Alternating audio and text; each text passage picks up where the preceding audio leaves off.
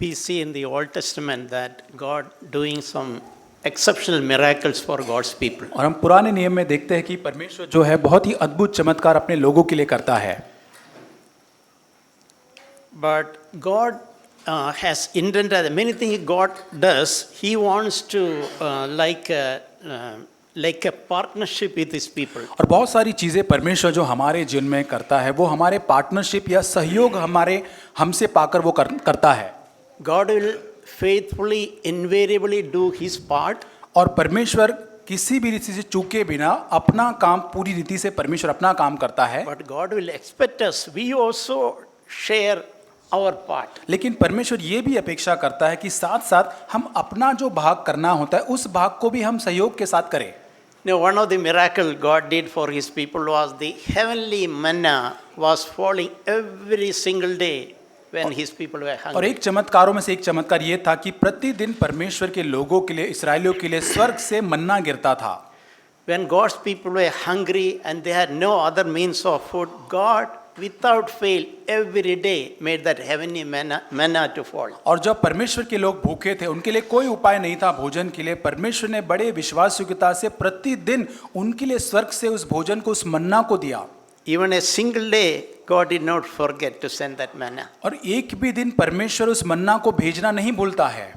But God's people were supposed to rise up and gather what has fallen from heaven. लेकिन जो भी स्वर्ग से परमेश्वर ने भेजा है या गिराया है, परमेश्वर के लोगों को खड़ा होना था और उसको इकट्ठा जाकर करना था।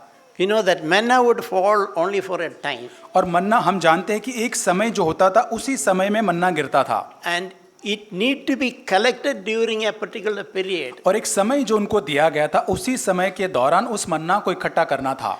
For example, when the sun rise, it will disappear, it will melt and disappear. और ये उदाहरण के रूप में यदि वहाँ पे सूरज उदय हो जाता था, यहाँ पे सूर्य प्रकाश आ जाता था, तो वो मन्ना वहाँ पर पूरी तरह से गायब हो जाता था या पिघल जाता था। Even though God did His part, His people is supposed to go and gather as God instructed before sunlight. और यहाँ तक परमेश्वर ने अपना काम तो कर दिया, लेकिन परमेश्वर के लोगों को अपना काम था वो सूर्य उदय होने से पहले उस मन्ना को जाकर इकट्ठा करना था। There are no shortcuts. God doesn't give any shortcuts. और परमेश्वर के कामों में कोई शॉर्टकट या ऐसे छोटे नहीं होते हैं। The little things we need to do, we have to do it. और छोटी छोटी बातें जो हमको करनी है वो हमको करनी ही है। Imagine some people were lazy. I will sleep a little extra today. और आप उदाहरण के रूप में सोच के देखें कि उस समय के अंदर कुछ लोग बहुत ही आलसी थे, ये सोचते हुए कि आज मैं थोड़ा ज्यादा सोऊंगा।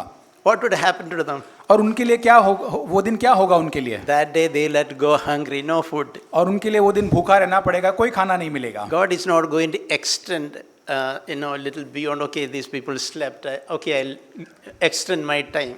No. और प्रभु अपने समय को बढ़ाएगा नहीं कि हाँ मेरा बेटा या बेटी थोड़ा ज्यादा समय सो दे तो मैं थोड़ा और ज्यादा समय को, मन्ना के समय को बढ़ाऊंगा, ऐसा नहीं था। Meaning, the man and woman God wants us to be. और परमेश्वर हमें ऐसे पुरुष और स्त्री चाहता है कि हम बने। Or in other words, God has a purpose for each one of us. और दूसरे शब्दों में परमेश्वर हम सबों के लिए एक उद्देश्य को रखता है। And without fail, God will do His part. और किसी बिना विफल हुए परमेश्वर अपने काम को जरूर करेगा। God will never be unfaithful and miss doing His part. और परमेश्वर कभी अविश्वासी होकर अपने काम को करना नहीं चूकेगा। But we will have to reach out also. लेकिन हमको भी अपना हाथ बढ़ाना है, सहयोग देना है। It's like God from heaven with His kindness and love for each one. He is reaching out and offering His favor and grace. और परमेश्वर अपने हाथ को बढ़ाकर अपनी दया को, अपने उस कृपा दृष्टि को, अपने अनुग्रह को हमारी ओर बढ़ाता है।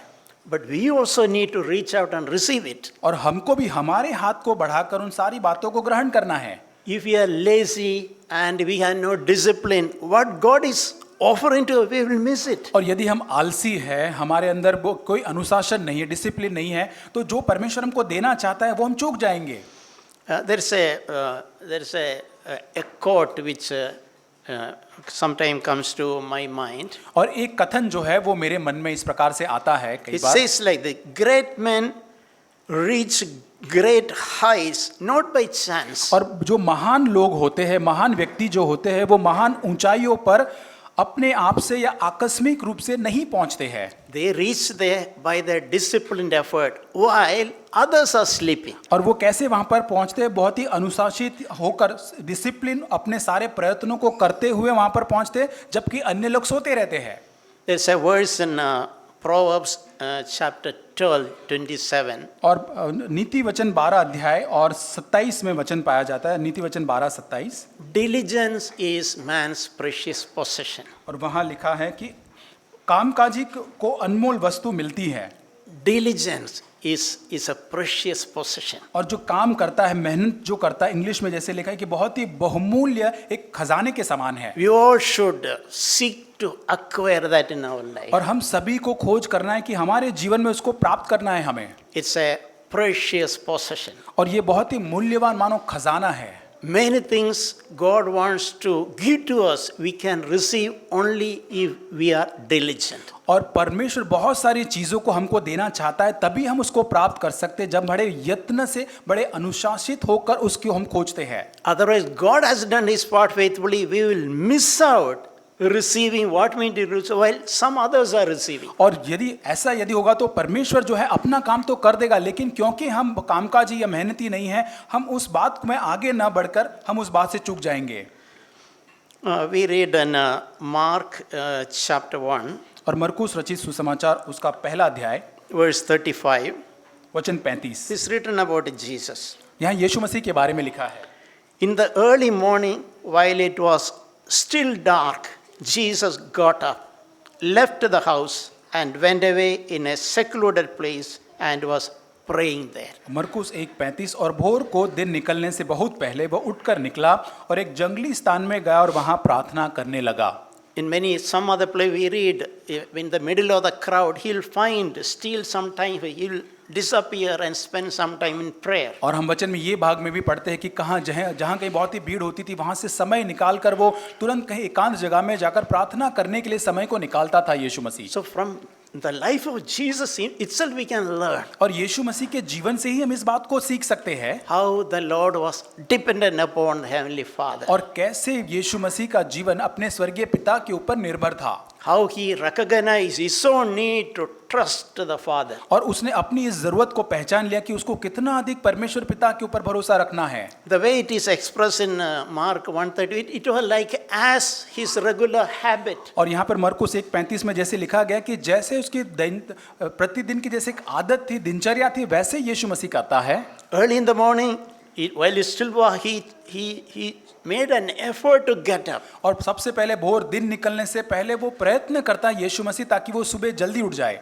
Because before he's busy with the day, ministry, everything, he needed to receive power from the Father, receive guidance and receive strength. और यहाँ से पहले कि वो पूरे दिन के अंदर सेवकाई के अंदर बाकी अन्य चीजें करने में व्यस्त हो जाए, उससे पहले प्रभु पिता से उसे एक मार्गदर्शन की जरूरत थी, सामर्थ की जरूरत थी, एक सलाह की जरूरत थी। See, that's an example for us. और ये हमारे लिए एक उदाहरण है। Like everything else, we can follow the footsteps of Jesus in this area also. और यदि हम यीशु मसीह का अनुसरण करना चाहते हो तो एक क्षेत्र के अंदर भी यीशु को हम अनुसरण करें। Once brother Santosh Punnan set an example. और भाई संतोष पूनन ने एक उदाहरण को दिया था।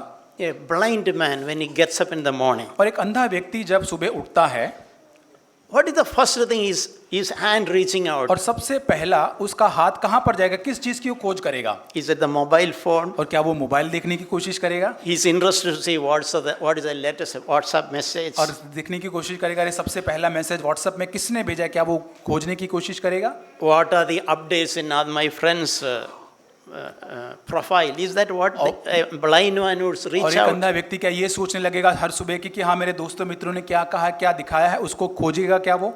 His need is his stick. और उसकी जरूरत, उसकी वो जो स्टिक, जो लकड़ी होती है जिसके सहारे वो चलता He है, वो knows जरूरत is होती है। in my life, I'm not like it. In my life, the first thing I need is my stick, my walking stick, blind man stick. और ये पता है कि मेरे जीवन के अंदर मेरी पहली सबसे जरूरत सुबह उठने के बाद मुझे वो चलने वाली जो लकड़ी जो होती है उसको, वो मेरी जरूरत है। So we can ask ourselves, what are the first thing we are seeking honestly in our lives. और हमें भी अपने आप में जांचने की जरूरत है, हमारे जिनमें सबसे पहली चीज हम क्या खोजते हैं जीवन में। When God gives us a new day, what is the first thing we are seeking? और जब परमेश्वर हमको एक नया दिन देता है तो सबसे पहले हम किस चीज की खोज करना चाहते हैं? Our life will be defined by that little thing, what we are seeking every day. और हमारा जीवन किससे निर्धारित होता है, किससे हम व्याख्या दे सकते हैं? जो छोटी छोटी चीजें जो जिसकी हम खोज करते हैं उससे वो निर्धारित होता है। Practically, even that every single day will be defined or dependent on what we are seeking first in the morning. और व्यवहारिक रूप से भी यदि हम किस रीति से हमारे जीवन को निर्धारित कर सकते हैं, व्याख्या दे सकते हैं जो हम छोटी छोटी बातें करते हैं उससे। You know, Bible, the very first book of the Bible, the very first verse in the Bible, it says, begins today, in the beginning God. और जैसे बाइबल के अंदर सबसे पहली पुस्तक, सबसे पहला अध्याय और वचन यही है कि सबसे आदि में, सबसे प्रारंभ में, First thing in the morning, first thing always is God. और सबसे पहले, सबसे आदि में या सुबह में सबसे पहले परमेश्वर है। Recognizing, understanding genuinely my need of God today. और हमें पूरी तरह से पहचानना है, समझना है कि मेरी सबसे बड़ी जरूरत आज परमेश्वर है। Just like that blind man is walking, I need God today. और जैसे उस अंधे व्यक्ति को वो चलने वाली लकड़ी की आवश्यकता है, वैसे ही आज मेरी आवश्यकता परमेश्वर तू है। And see, God in His wisdom has chosen not things very easy for a lazy man. और परमेश्वर ने जो आलसी व्यक्ति होता है उसके लिए चीजों को बड़ा आसान नहीं किया है। For example, when God created Adam, और जब परमेश्वर ने उदाहरण के रूप में आदम को जब बनाया, He instead work hard. और उसने आदम को कहा तुझे कड़ी मेहनत करनी है, With the sweat of your brow you will eat your food. और पसीना बहाकर उस रोटी को कमाना है, भोजन को तुम्हें खाना है। Meaning God wanted man to work hard. और परमेश्वर चाहता था कि मनुष्य जो है वो कड़ी मेहनत करे। That part we all understand. We will not neglect our work. और ये तो हम समझ जाते हैं, हम कभी भी हमारे काम को नजरअंदाज नहीं करते, हम सब करते हैं अपना As काम। Sister Radhika also said, even workplace to be diligent, we'll do everything. We know all. That is our और flesh. जैसे राधिका ने भी जो बच्चों के उसमें बताया कि हमें बहुत ही कड़ी मेहनत और बड़े यत्न के साथ हमारे काम करने हैं, और हम सभी करते हैं, प्रयास करते हैं। Because we know that we may miss our annual increment if और I am not क्योंकि faithful. हमें पता है कि अंत में शायद हम काम नहीं करेंगे तो एनुअल इंक्रीमेंट जो मिलना है वो शायद हमको नहीं मिलेगा। But in spiritual arena we are slackened. लेकिन आत्मिक जीवन के अंदर हम पूरी तरह से पीछे हट जाते हैं, मानो आलसी बन जाते हैं। But even spiritual life, God wants us to work just like in our earthly work. और परमेश्वर भी आत्मिक जीवन में भी वैसे ही चाहता है कि हम आगे बढ़े, काम करें, जैसे कि हम पृथ्वी के संसार की बातों के अंदर काम करते हैं। If you want to make any progress in life, God is watching our interest, our diligence in making an effort which we can do. और यदि हम हमारे जीवन के अंदर यदि आगे बढ़ना चाहते हैं, उन्नति करना चाहते हैं, तो परमेश्वर देखता है हमको कि किस रीति से हम उन छोटे छोटे यत्नों को, प्रयत्नों को करते हैं। I just want to encourage everyone, और मैं सभी भाइयों बहनों को प्रोत्साहित करना चाहता हूँ, especially those who are not in the habit of spending regular time with the Lord. और खासकर उन लोगों के लिए जो प्रतिदिन परमेश्वर के साथ समय बिताने की आदत उनमें नहीं है, ऐसे लोगों को We should learn to develop some fundamental basic kindergarten level of discipline. और हमारे जीवन के अंदर हमको सीखना है कुछ मूलभूत नीम की बातें, जो बालवाड़ी की जो आदतें होती, उस चीज को हमें आत्मिक जीवन में सीखना है। Even a child going to kindergarten also has to do some homework, some work. और जैसे एक बालवाड़ी में जो बच्चा यदि जाता है केजी के अंदर, उसको भी एक होमवर्क करना होता है, I am talking about that. और मैं उसके बारे में बात कर रहा हूँ। It's not, what I'm saying is not for mature people who understand the seriousness of spending time with the Lord. और मैं उन सयाने लोगों के बारे में बात नहीं कर रहा हूँ जो परमेश्वर के साथ समय बिताने के उस गंभीरता को पहचानते हैं। And I can challenge you, it will transform your life. You can try this next 6 months and you will be a happier person. और मैं आपको चुनौती देना चाहता हूं कि यदि 6 महीने आप इस बात को करते हैं तो आप एक बहुत ही आनंदित व्यक्ति रहेंगे। In 24 hours a day, we all can spare at least 30 minutes. और 24 घंटे हमारे पास दिन में होते, हम सभी उसमें से 30 मिनट, आधा घंटा तो हम कुछ न कुछ समय निकाल सकते हैं। Many people who say, brother, I am very busy. I ask, brother, did you eat your breakfast today? और कई लोग आकर कहते हैं कि भाई मैं बहुत ज्यादा बिजी रहता हूँ, बहुत व्यस्त हूँ। मैं उनसे कहता हूँ भाई आज तुमने तुम्हारा ब्रेकफास्ट किया क्या?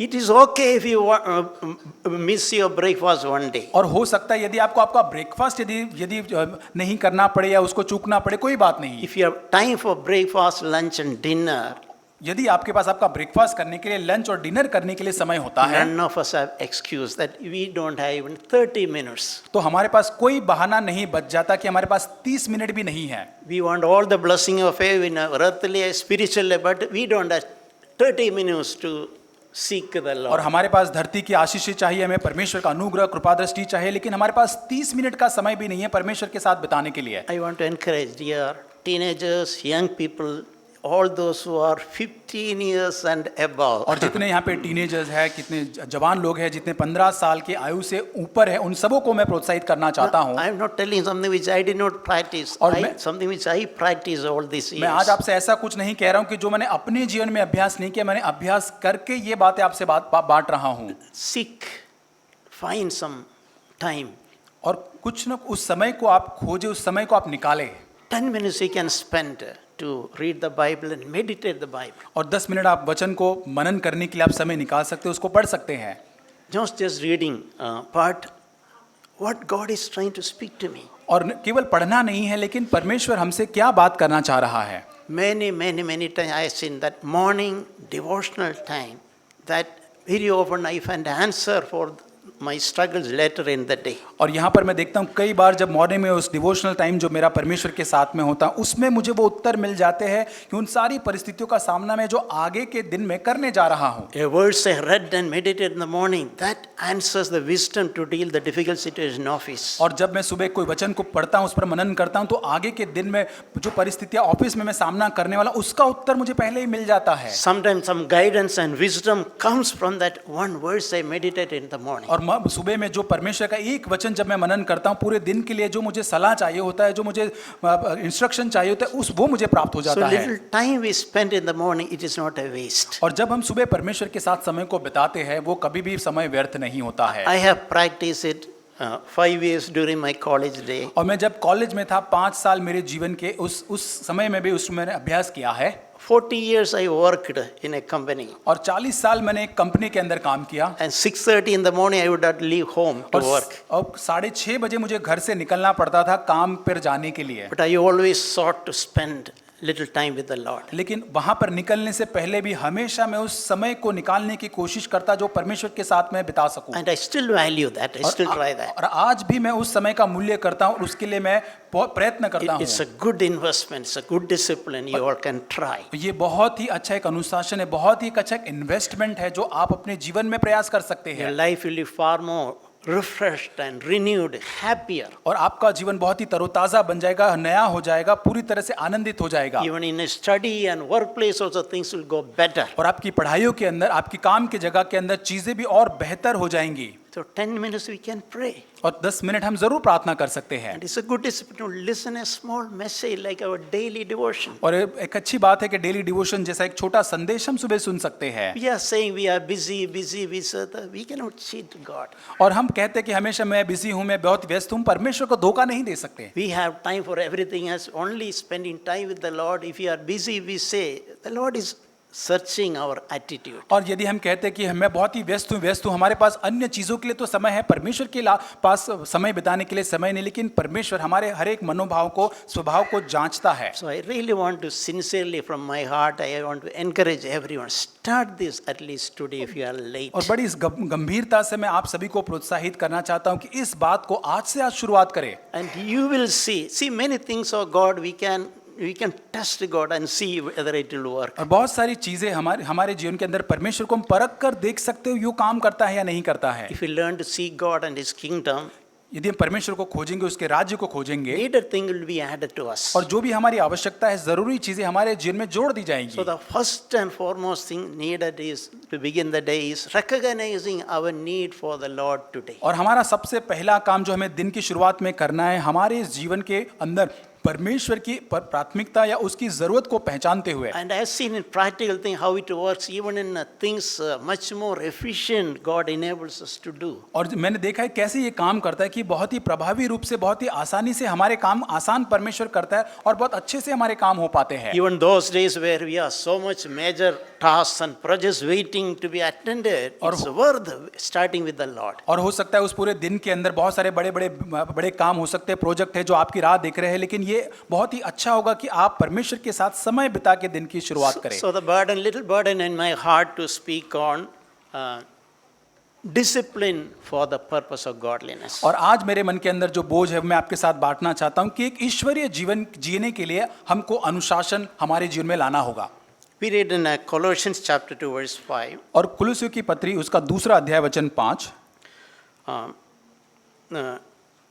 This expression Paul is telling, I rejoice to see your good discipline and the stability of your faith in Christ.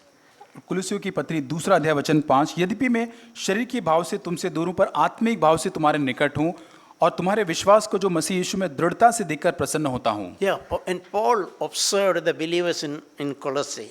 और पौलुस यहाँ पर कुलुस्सियों की जो कलीसिया है वहाँ के जो विश्वासियों को देखता है, उनका निरीक्षण करता है। He is relating their stability in their faith in Christ. और उनका जो विश्वास जो परमेश्वर के जो उसके जो विश्वास की दृढ़ता है उसको वो देखता है। And he saw how it is connected to their good discipline, spiritual disciplines, discipline for the purpose of और godliness. उसको जो है वो परमेश्वर जो अनुशासन उसके साथ वो जोड़ता है जो ईश्वरीय जीवन के लिए होता है। And Paul could also say, I rejoice in you, dear brothers and और sisters. पौलुस कहता है कि मैं आपके साथ बड़ा आनंदित होता हूँ इस बात के साथ। In other words, we can say God will be rejoiced when we balance and when we recognize our need for the Lord. और यदि दूसरे शब्द में परमेश्वर उससे आनंदित होगा जब हम परमेश्वर की जो हमारे जीवन में जरूरत है उसको संतुलित रूप में यदि हम जान जाते हैं, पहचान जाते हैं। God is not a God of confusion. और परमेश्वर कभी भी गड़बड़ी का परमेश्वर नहीं है। God is a God of order. परमेश्वर एक क्रम के अनुसार काम करने वाला परमेश्वर And है। as God's children, we can also seek to imitate God in that. और परमेश्वर के संतान होने के नाते उस माध्यम में परमेश्वर का हम अनुसरण कर सकते हैं। Seeking to bring a little discipline and order in our life. और हमारे जीवन के अंदर एक डिसिप्लिन अनुशासन को लेकर आ सकते हैं, चीजों को क्रम में ऑर्डर में करने का हम खोज सकते हैं। We can apply that in the use of our time. और हमारे समय जो उपयोग है उसके अंदर हम उसका अप्लाई कर सकते हैं। We can apply in a time just like Jesus, he sought separate time for prayer. और जैसे यीशु मसीह ने अपना जीवन जो है अपने जीवन में लागू किया, वो एक समय को निकालता था प्रार्थना के लिए, वैसे हम कर सकते हैं। And we can apply that in seeking to study God's word. और परमेश्वर का वचन सीखने के लिए हम इस बात को लागू कर सकते हैं। And also in using the resources like money which God has entrusted to us. और दूसरा परमेश्वर ने जो स्रोत हमें दिए, पैसे हमें दिए, उस स्रोतों का उन पैसों का इस्तेमाल करने में भी इसको हम अनुशासन हम ला सकते हैं। We'll turn to a passage from 1 Corinthians पहला कुरिन्थियों chapter 9, अध्याय 9 verses 24 onwards. और 24 वचन से आगे। I request you to follow your own Bibles. मैं आपको विनती करूंगा आपके बाइबल के अंदर अनुसरण आप कर सकते हैं। So he's saying, Paul is recognizing that Christian life is like a race. और पौलुस यहाँ पर कहता है कि जब मसीह जीवन एक दौड़ के जैसा है। And he's saying that we have to run this race with a goal. और हमें एक In front उद्देश्य of के us. साथ हमारे सामने एक ध्येय रखकर हमें इस दौड़ को मानो दौड़ना है। And people participate in the they have one goal. I want to win. और यहाँ पर जितने लोग उस दौड़ में भाग लेते हैं उनका एक ही ध्येय उद्देश्य है कि मैं इस दौड़ को जीतना चाहता हूँ। So they have a purpose in front of them. और उनके सामने एक उद्देश्य है, ध्येय है उनके सामने। They are not casual. They are not lazy. They are diligent. और वो बहुत ही साधारण ऐसे नहीं लेते हैं कि हल्के से नहीं लेते, लेकिन बहुत ही प्रयत्न कड़ी मेहनत करने वाले ये लोग हैं। He is telling that example of a race. और यहाँ पर एक दौड़ का उदाहरण वो उनको दे रहा है। You know, Bible uses the example of race, Bible example of hard-working farmer. और यहाँ पर परमेश्वर जो है वो दौड़ में दौड़ने वाले, कठिन परिश्रम करने वाले किसानों का उदाहरण देता है। And Bible uses the work of a very diligent soldier. और यहाँ पर बहुत ही यत्न से काम करने वाले सैनिक जो होते हैं उनका भी उदाहरण दिया जाता है। So in this passage, verse 25, he is saying that everyone who competes in the games exercise self-control in all things. और यहाँ पे 25 वचन में लिखा है कि हर एक पहलवान सब प्रकार का संयम करता है, मुरझाने हर चीज के अंदर इंग्लिश में लिखा है। Even for a race, there need to be discipline. और एक दौड़ में दौड़ने के लिए भी अपने आप को अनुशासित करना जरूरी है। They will control their food.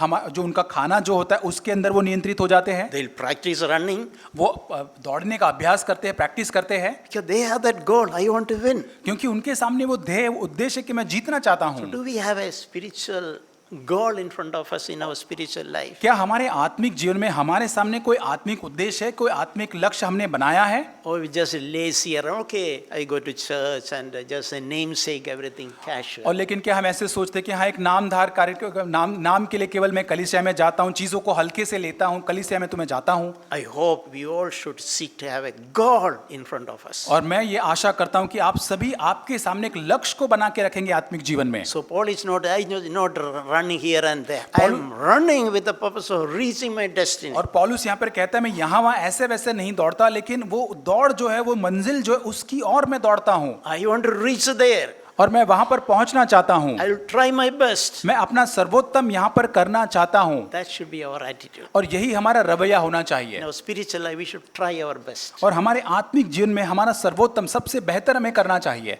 We should not waste the grace God gives us. और परमेश्वर जो हमको अनुग्रह देता है उसको हमें व्यर्थ नहीं करना है। We should not frustrate the grace that is available to us. और जो अनुग्रह जो हमारे ऊपर दिया गया, हमारे लिए उपलब्ध है, उसको हमें व्यर्थ नहीं जाने देना है। We should run, and of course we should ascribe Jesus all glory, not me but the grace. और जरूर हमें सारी महिमा जो है वो परमेश्वर को ही देना है उस दौड़ में दौड़ते हुए। So in that passage, one interesting verse is verse 27. और उसी वचन के भाग में 27 वचन में एक वचन पाया जाता 1 है। Corinthians chapter 9 verse 27, I discipline my body and make it my slave. और पहला कुरिन्थियों 9:27 में अपनी देह को मारता कूटता और वश में लाता हूँ। Why he is doing that? वो क्यों ऐसा कर रहा है? Because he is saying that after I preach to others, I don't want myself to be disqualified. और ऐसा न हो कि औरों को प्रचार करके मैं आप ही किसी रीति से निकम्मा ठहरूं। So there's a need for any Christian to discipline his body. और हर एक विश्वासी, हर एक मसीह जो होता है, उसको अपनी देह को अनुशासित करने की आवश्यकता है। Our body should be our slave. The desires of body should be our slave. और हमारा शरीर, हमारे शरीर की जो इच्छाएं जो होती है वो हमारा गुलाम होना चाहिए। Our body should not control everything. हमारा शरीर हमको नियंत्रित नहीं करना चाहिए। The Spirit of God working in us should control our life. और हमारे भीतर परमेश्वर की आत्मा जो काम करती है वो हमारे देह के ऊपर, शरीर के ऊपर नियंत्रण करना चाहिए। You know, in Galatians chapter 5, गलातियों की पत्री 5 अध्याय, when we read about fruit of the Holy Spirit, हम पवित्र आत्मा के फलों के बारे में जब हम पढ़ते हैं, there is one fruit. There are 9 part of the Holy Spirit. और पवित्र आत्मा के 9 फल के बारे में यहाँ लिखा गया है। One fruit is self-control. और यहाँ पर एक फल के बारे में लिखा है जो सेल्फ कंट्रोल या संयम हिंदी में उसको कहते हैं। Galatians 5:23. और गलातियों की पत्री 5 अध्याय वचन 23। Self-control और संयम what is that? वो क्या है? It is a fruit of the Holy Spirit. पवित्र आत्मा का ये एक फल है। That's many time that has challenged me. और कई बार इस बात ने मुझे चुनौती दिया है। If I have the Holy Spirit, यदि मेरे पास पवित्र आत्मा है, if I am walking in the Holy Spirit, और यदि मैं पवित्र आत्मा में चलता हूँ, one fruit we should be coming out is self-control. और एक फल जो हमारे भीतर से निकलना चाहिए वो संयम है, खुद को अनुशासित करना है। In other words, we need the help of the Holy Spirit for self-control. और दूसरे शब्दों में संयम लाने के लिए भी हमें पवित्र आत्मा की मदद की जरूरत है। And we know, Bible says very clearly, what is our body? और बाइबल बहुत ही साफ रीति से कहता है हमारा शरीर क्या है। Our body is a temple. और हमारा शरीर एक मंदिर है। Our body is a temple of the Holy Spirit. और हमारा शरीर जो है पवित्र आत्मा का मंदिर है। So great privilege. God has intended our body to be a temple, like a temple. और बहुत ही बड़ा ये सौभाग्य है जहाँ परमेश्वर ने हमारे शरीर को एक मंदिर कहा है। And what is the true worship? Bible says that. और यहाँ पे सच्ची जो आराधना जो है वो परमेश्वर है, वो क्या कहता है? That is in Romans chapter 12:1. और परमेश्वर कहता है, रोमियो 12:1 में लिखा गया है, True worship is not just praising and thanking. और जो आराधना जो है वो केवल प्रभु को धन्यवाद देना, स्तुति देना वो नहीं है। True worship is offering our body to God. और सच्ची आराधना ये है कि हमारे शरीरों को हम परमेश्वर को पूरी तरह से देते हैं। Offering our body as a dwelling place for the Holy और Spirit. हमारा शरीर हम परमेश्वर को पूरी तरह से दे देते ताकि वो शरीर परमेश्वर का निवास स्थान बन जाए। Yeah, we read 12:1. Present your bodies as a living and holy sacrifice acceptable to God, which is your spiritual service or worship. और वहाँ कहता है कि अपने शरीरों को जीवित पवित्र परमेश्वर को भावता हो बलिदान करके चढ़ाओ, क्योंकि यही तुम्हारी आत्मिक सेवा है। Many people, Christians, think that if I pay 10% of my money to God, I am free. That is my what I need to give, I have given. और कई मसीह ये सोचते हैं कि अगर मेरी मेरी मेरी जो आवक है जो उसका 10वां हिस्सा मैं यदि प्रभु को देता हूं तो हो गया, मैंने मेरा काम कर दिया है। Or if I go to church on 1 week in a week, I have done what I need to. और यदि सप्ताह के एक दिन में यदि मैं एक दिन कलीसिया में जाता हूं, मैंने अपना काम कर दिया है। That is not what Bible teaches. और बाइबल हमको ये नहीं सिखाता है। 7 days in a week, और 7 दिन जो होता है वो हमें करना है 24 hours a day. और पूरे दिन के 24 घंटे हमें करना है। Recognize this body I want to offer to Jesus. इस बात को जानते हुए कि ये शरीर जो है मुझे यीशु मसीह को समर्पण करना Because है, this is the temple of the Holy Spirit. क्योंकि ये पवित्र आत्मा का मंदिर है हमारा शरीर। In other words, so long as we are living in our body, we need to discipline for the purpose of godliness. और जितना समय परमेश्वर ने इस शरीर में रहने के लिए हमको दिया है, हमको ये शरीर को अनुशासित करना है वो ईश्वरीय जीवन को जीने के लिए। In our earthly life, God has gifted this wonderful gift, our body. We can live for the Lord. और ये संसारिक जीवन के अंदर परमेश्वर ने अद्भुत शरीर हमको ये दिया है जिसके द्वारा हम प्रभु के लिए जीवन जी सकते हैं। We can accomplish many things if we offer our body to Christ. और हम बहुत सारी चीजें प्राप्त कर पाएंगे जब हम अपना शरीर परमेश्वर को दे देंगे। But as Paul said, the body has to be put under subjection. लेकिन जैसे पौलुस कहता है वो शरीर को जो है हमें अधीनता में लेकर आना होगा। There's a wonderful passage in 1 Timothy chapter 4. पहला तीमुथियुस 4 अध्याय एक बहुत ही अद्भुत ये वचन का भाग है। 1 Timothy chapter 4 verse 7. और वचन 7 He's saying that discipline yourself for the purpose of godliness. और वहाँ लिखा है कि भक्ति सब बातों के लिए लाभदायक। It's a very, very tremendous verse. ये बहुत ही अद्भुत वचन है जहाँ 7 वचन लिखे भक्ति में खुद को प्रशिक्षित कर। Many times this word has come living to in my और life. कई बार बहुत बार ये वचन मेरे जीवन के अंदर मानो एक जीवित वचन बनकर मेरे पास आया है। It encourages that discipline yourself. For what? For the purpose of godliness. हमें किस चीज के लिए अपने आप को अनुशासित या प्रशिक्षित करना है? हम भक्तिमय जीवन के लिए, ईश्वरीय जीवन जीने के लिए इसको करते हैं। And Paul is giving an example. Though nowadays people are very conscious about their health. और पौलुस हम देखते हैं कि आजकल बहुत सारे लोग अपने जो स्वास्थ्य को लेके, हेल्थ को लेके बहुत ज्यादा कॉन्शियस होते, प्रयास को करते हैं। Including me. और यहाँ तक मैं भी। We do exercise. Some people spend money and go to gym, spare time. और हम लोग एक्सरसाइज करते, कसरत करते, कई लोग पैसा देकर जिम में जाकर कसरत करते हैं। But because they know the importance, the value of preserving their physical health. क्योंकि वो जानते हैं कि अपने स्वास्थ्य को बनाए रखने का मूल्य क्या होता है। That's a good thing to do. ये अच्छी बात है करने के लिए। But we should not, there is something more important is disciplining for the purpose of और godliness. उससे भी बढ़कर कुछ महत्वपूर्ण है कि हम अपने आप को अनुशासित करते एक ईश्वरीय जीवन जीने के लिए, एक भक्तिमय जीवन जीने के लिए। So and a little light which God gave me, it really helped me. और परमेश्वर ने कुछ प्रकाश मुझको दिया जिससे मुझे बहुत ज्यादा सहायता मिली। It's so plainly written in the next verse, 1 Timothy chapter 4:8. और 8 वचन में उसके अगले वचन में बहुत ही सफाई से वचन लिखा गया है। First, the bodily discipline is a little profit. It has profit. Going to gym, it has some benefit. और क्योंकि देह के द्वारा प्रशिक्षण से काम होता है, लाभ होता है, जरूर हमारे स्वास्थ्य के लिए वो काम आता है।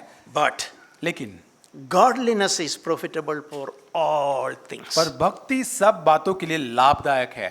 Physical discipline is good. It has some profit. But godliness is profitable for all things. और हम शरीर के लिए जो अभ्यास करते हैं, जो भी हम प्रशिक्षण करते हैं, वो सारी चीजें अच्छी, उससे लाभ जरूर होता है, लेकिन भक्तिमय चीजों के लिए जब हम प्रयास करते हैं वो सबसे अधिक लाभदायक And है। he's explaining to parts. First of all, for the life that now is. और जैसे ही वो लिखता है कि इस समय के लिए, इस जीवन के लिए जो अब हमारे पास जीवन है उसके लिए If you pursue godliness, it is profitable for the life that you live now. और जो यदि हम भक्ति में वो हम अनुशासित जीवन को जीते हैं तो जीवन जो अब हम जी रहे हैं उसके लिए लाभदायक होगा। And it is also profitable for the life that is to come. लेकिन जो आने वाला जीवन है उसके लिए भी वो लाभदायक होगा। So godliness is profitable for all things. इसलिए ये भक्तिमय जीवन जीना, ईश्वरीय जीवन जीना सब बातों के लिए लाभदायक बन जाता We है। can meditate that. इस बात पर हम मनन कर सकते हैं। Godliness is profitable for all things. और भक्तिमय जीवन जीना, ईश्वरीय जीवन जीना सब बातों में लाभदायक It है। is not when we die we'll go to heaven. Not that. और ये ऐसा नहीं कि जब हम मरेंगे तो हम स्वर्ग में जाएंगे, उसलिए नहीं है। It is profitable for the life that we live now. और जो जीवन अब हम यहाँ वर्तमान में जीते उसके लिए वो लाभदायक है। And it is also profitable for the life that is to come. लेकिन जो आने वाला जीवन है उसके लिए भी साथ साथ में वो लाभदायक है। And he's using an expression in verse 10, और वचन 10 में वो यहाँ पे लिखता है, we labor and strive. हम परिश्रम करते हैं, हम यत्न को करते हैं। So there is a labor, यहाँ पे कुछ परिश्रम है, कड़ी मेहनत करना है, there's a striving. और यहाँ पर यत्न करना है, संघर्ष करना है। That is what God has intended. यही परमेश्वर ने तो हमको सौंपा हुआ है। If we have no interest, we will not get it. और यदि हमारे पास में कोई रुचि नहीं है तो हमें कुछ भी नहीं मिलेगा। If we are lazy, we have no interest to go get up in the morning and go and pick up those manna which God has kindly given us, we will go hungry. और यदि हमारे पास कोई रुचि नहीं है, हम आलसी है कि उठकर जाकर उस मन्ना जो परमेश्वर ने अपनी दया में वहां पर हमारे लिए गिराया उसको जाकर हम बटोरे, तो उसमें कोई रुचि नहीं है। What God has done, but we have to make it our own. और जो परमेश्वर को करना था वो परमेश्वर ने कर दिया, अब जो हमारा काम बटोरना है वो हमें हमारा भाग करना है। So we can apply this discipline, godliness, discipline purpose for the purpose of godly many things. और यहाँ पे हमें जो ईश्वरीय जीवन जीने के लिए, एक भक्ति में जीवन जीने के लिए, अनुशासित जीवन को जीना हमारे जीवन में लागू करना, अभ्यास करना है। In Hebrews chapter 10 and 24 and 25, और इब्रानियों का अध्याय 10 अध्याय वचन 24 और 25 में he लिखा है, speaks about fellowship. और यहाँ पे संगति के बारे में लिखा है। Many people, for fellowship is a routine. और कई बार लोगों के लिए संगति जो होता है एक मानो दिनचर्या है, रोज की करने जैसी कोई प्रतिदिन करने वाली रूटीन है। I ticked today, this Sunday, I have gone to और जैसे church. एक टिक मार्क करने जैसा एक है कि आज के रविवार को मैं इस सप्ताह में चर्च गया, मेरा टिक मार्क हो गया है। But that is now God has intended. और परमेश्वर का ये उद्देश्य नहीं था, इरादा God ये is नहीं looking था। at our heart, परमेश्वर हमारे हृदय को जानता है, the देखता है। desire, the yearning in our heart. हमारे हृदय में क्या लालसा है, किस चीज की हम अपेक्षा करते हैं। Even as we are walking, coming, approaching the place of meeting, what is our expectation, anticipation? और जैसे हम आते हैं, सुबह यहाँ पर आते हैं सबको मिलने के लिए, कलीसिया की ओर आगे बढ़ते हैं संगति के लिए, हमारे हृदय में क्या अपेक्षा होती है, क्या हम आशा लेकर आते हैं। Even when we meet and greet, Holy Spirit is doing something in our life. और जब भी हम लोगों से मिलते हैं, एक दूसरे के साथ अभिवादन करते हैं, परमेश्वर हमारे पवित्र आत्मा हमारे जीवनों के अंदर काम कर रहा है। Someday I experienced when I just see a smile, a brother on the face of a brother or a sister, it is like it has an effect of like a washing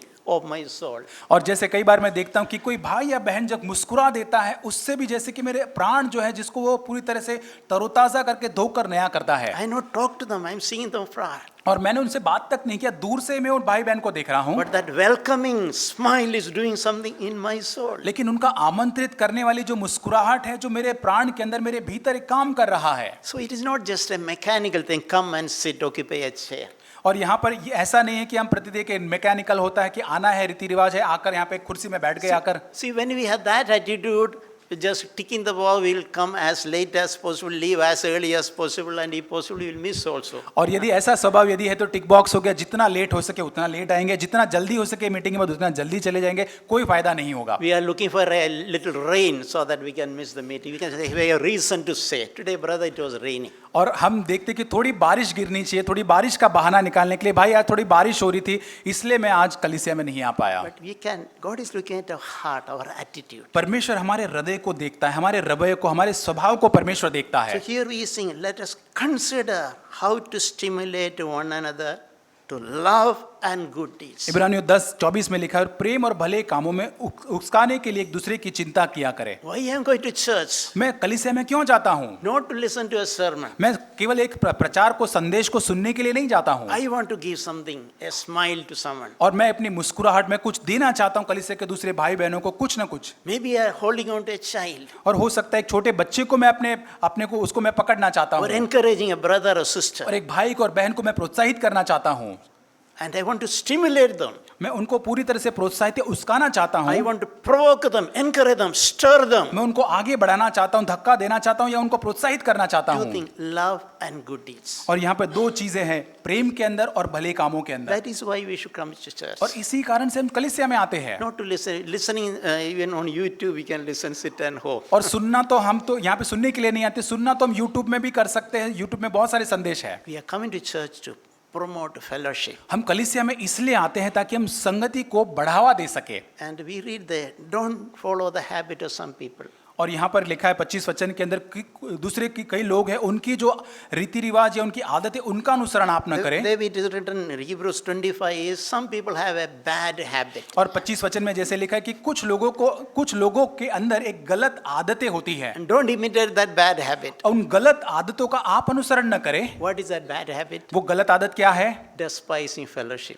संगति को तुच्छ जानना Taking lightly the assembling of together. और लोग परमेश्वर के लोग जो साथ में इकट्ठा होते हैं उसको हम बहुत ही हल्के से लेते हैं, तुच्छ जानते हैं। In my heart, I don't value it. मेरे हृदय के अंदर उसका मूल्य हम नहीं करते हैं उस संगति का। Even if I am going, just go mechanical. और यदि मैं कलीसिया में जाता हूँ, संगति में जाता हूँ तो बाहरी रूप से एक मैकेनिकल है, एक प्रक्रिया जैसा है बस।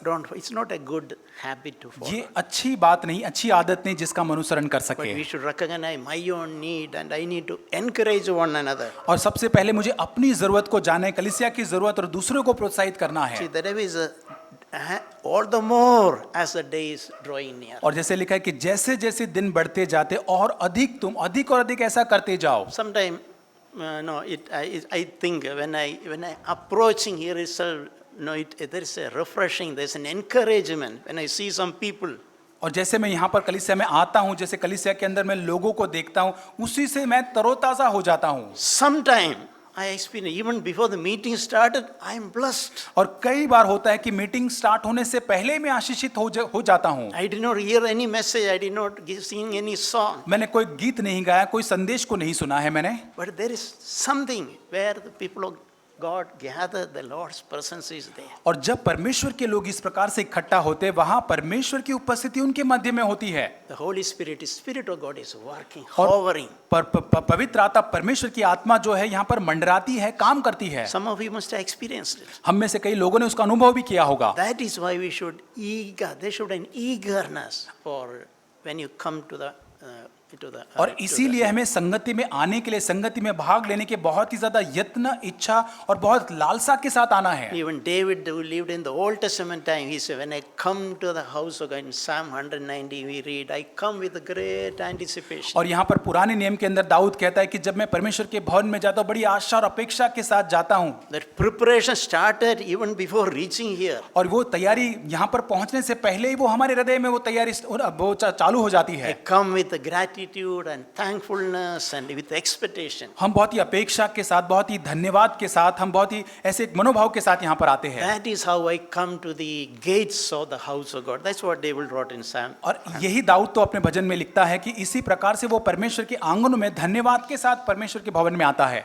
So before closing, I want to share about one spiritual discipline. और मैं बंद करने से पहले एक आत्मिक जो डिसिप्लिन है उसके बारे में बात करना The चाहता हूँ। spiritual discipline, the discipline of fasting. और एक डिसिप्लिन जो है, जो अनुशासन जो है उपवास करने का। See, the fasting is a discipline which we can see in the Old Testament. ये उपवास करने की जो बात जो है वो हम पुराने नियम में भी देखते हैं And we can see that in the New Testament. और उसे नए नियम में भी हम उसे देखते हैं। So very often this thought comes to me. कई बार ये विचार मेरे मन में आता है, If I miss a meal, I am not going to die. और यदि मैं एक समय का खाना नहीं खाऊंगा, मिस कर दूंगा तो मैं नहीं मरूंगा। I tell this to myself. मैं अपने आप से कहता हूँ, If I don't eat a whole day, I will not die. पूरा दिन यदि मैं नहीं खाना खाऊंगा फिर भी मैं नहीं मरूंगा।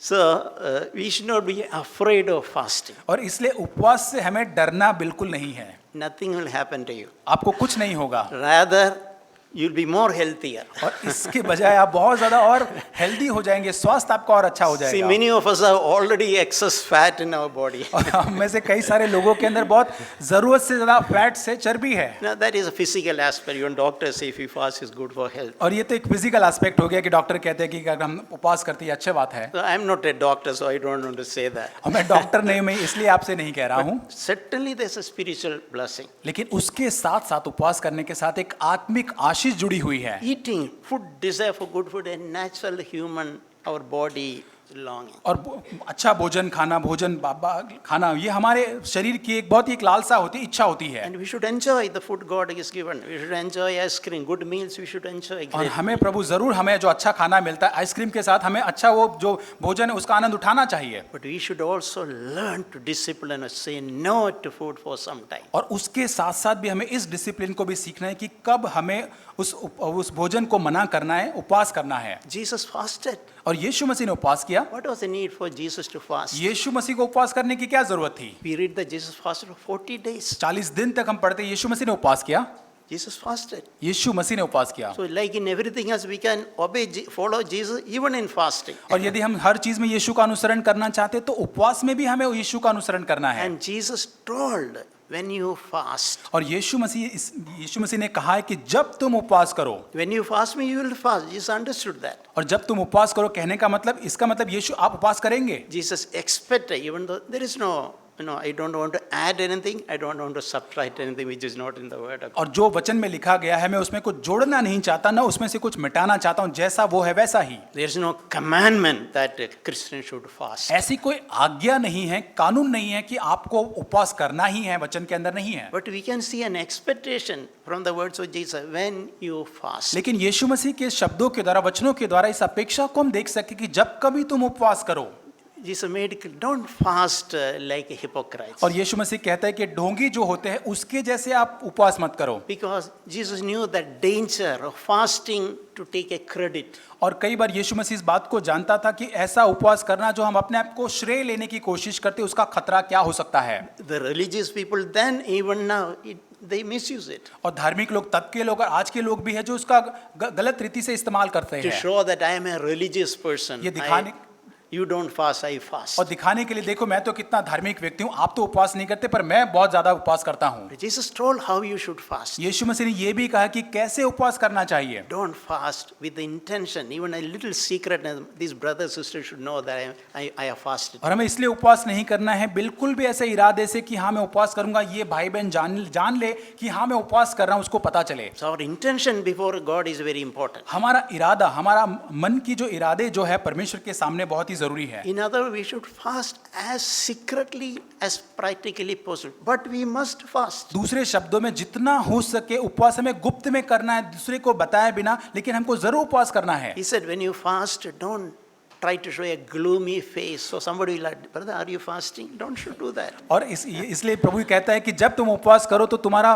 उपवास ऐसा ना हो कि लोग देखकर तुम्हें कहने, तुम्हारा चेहरा जो है बहुत ही दुखी दिखे और कहे कि अरे आप उपवास कर रहे हो क्या आज? You need to do some extra makeup on the day of the fasting. दूसरे शब्दों में थोड़ा एक्स्ट्रा मेकअप कर लीजिए उपवास के दिन के लोगों को पता न चले, So that nobody will ask. Your intention is, if possible, no one should know. ताकि about it. दूसरों को पता न चले, ताकि आपका इरादा उपवास का केवल परमेश्वर के सामने और आपके सामने गुप्त में है। And he said, anoint your head with the oil when you are fasting. और जब आप उपवास करते हैं तो आपके सिर को आप तेल डालकर अभिषेक करें। Why? क्यों? Because Jesus said, your fasting should be seen before God. क्योंकि यीशु चाहता था कि आपका उपवास परमेश्वर के सामने दिखाई दे। It's not to be noticed by man. लोगों के द्वारा उसको देखे जाना महत्वपूर्ण नहीं है। I am doing it secretly before God. और मैं गुप्त रीति से परमेश्वर के सामने वो करता हूँ उपवास को। And the Father who sees in secret will answer me in secret. और जो परमेश्वर पिता जो मुझे गुप्त रीति में उस उपवास को देखता है वो गुप्त में मुझे प्रतिफल देगा, उत्तर देगा। And we read there is a place even for public fast, church together fasting we can do. और यहाँ तक ऐसी भी जगह होती है जहाँ कलीसिया मिल के हमें उपवास करने की जरूरत है। We read in Acts of the Apostles और प्रेरितों के काम में हम इसको पढ़ते हैं।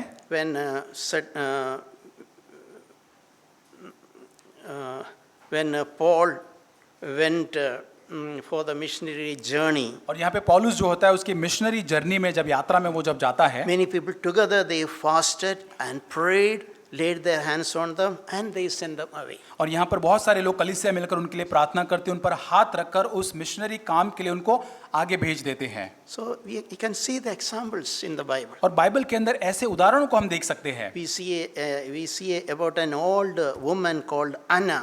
और यहाँ पर एक हन्ना जो है वो उस एक बूढ़ी स्त्री, उसका एक उदाहरण देख सकते हैं। We read that in Luke chapter 2 verse 37. और लूका 2:37 के अंदर उसके बारे में हम पढ़ते हैं। A widow to the age of 84. और वहाँ लिखा है कि 84 वर्ष की एक विधवा है। Luke 2:37. और लूका 2:37 में हन्ना नाम की एक जो स्त्री है उसके बारे में She लिखा never है। left the temple serving night and day with fasting and prayers. वो मंदिर को कभी नहीं छोड़ती थी पर उपवास करती थी, प्रार्थना करके दिन रात उपवास किया करती थी। So there is so many examples in the word. We can also discipline our body by declining food. और यहाँ पर बहुत सारे ऐसे उदाहरण बाइबल में दिए गए उपवास के लिए। हम भी ऐसे उदाहरण का अनुसरण कर सकते हैं। कई बार हम भोजन को मना करके उपवास कर सकते हैं। Why we are doing that? क्यों हम ऐसा करते हैं? One is we are telling that my body should be a slave. और एक बात हम इसलिए उपवास करते हैं, ये कहते हुए कि मेरा शरीर जो है वो मेरा जो गुलाम है। And it demonstrates our dependence on God. और उससे ये भी दर्शाता है कि हम परमेश्वर के ऊपर निर्भर जीवन जीते हैं। And we learn to discipline our body. और हम अपने शरीर को अनुशासित करना, डिसिप्लिन करना सीखते हैं। And we can also understand the hunger of people who don't have food. और इसके साथ साथ जो हमारे आसपास ऐसे लोग होते जिनके पास खाना नहीं, जो भूखे होते, उनका दर्द भी हम समझ सकते हैं। Somebody has said this, और किसी ने इस प्रकार से कहा है, if you don't know how to say no to your body, और यदि आप नहीं जानते कि आपके शरीर को मना कैसे करना है, ना कैसे कहना you है, will not say no to your mind also. तो तब आप अपने मन को भी आप मना नहीं कर पाओगे। Meaning our discipline our mind, it is in a way starts with the discipline of our body. और दूसरे शब्दों में हमारे मन का जो डिसिप्लिन जो है, अनुशासित करना, हमारे No, discipline of mind, it in a way starts, we learn that first discipline our body. और सबसे पहले जब हम हमारे शरीर को अनुशासित करते हैं, उसके साथ साथ हमारा मन भी अनुशासित होता है। And Jesus also told one principle. और यीशु मसीह ने और भी एक उदाहरण कहा, या When particularly some strong spiritual powers were not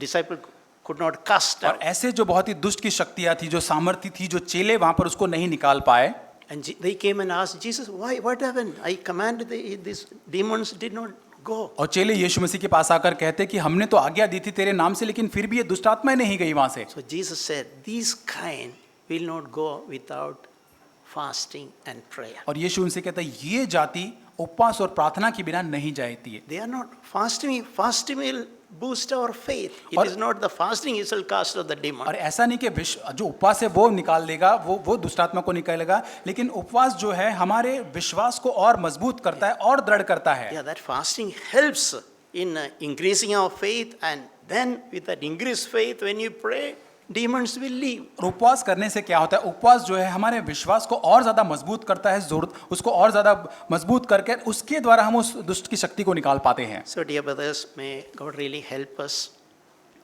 प्रिय भाइयों बहनों, प्रभु हमारी सहायता करे। We learn to discipline for the purpose of godliness. हम अपने आप को उस भक्तिमय जीवन जीने के लिए, ईश्वरीय जीवन जीने के लिए अपना अनुशासन करने का सीखे। In every area of our life. हमारे जीवन के हर एक क्षेत्र के अंदर इसको हम It सीखें, is worth doing that. और ये बहुत ही अच्छा है, योग्य है ऐसा करना। Our life will be far more fruitful. और हमारा जीवन और ज्यादा, बहुत ही ज्यादा फ्रूटफुल या बहुत फलदायी हो जाएगा। It is profitable for the life that now is and also for the life to और ऐसा करना हमारे वर्तमान जीवन के लिए भी लाभदायी है, और आने वाला जो जीवन है अनंत काल का, उसके लिए भी लाभदायी होगा। come. Amen. आमीन।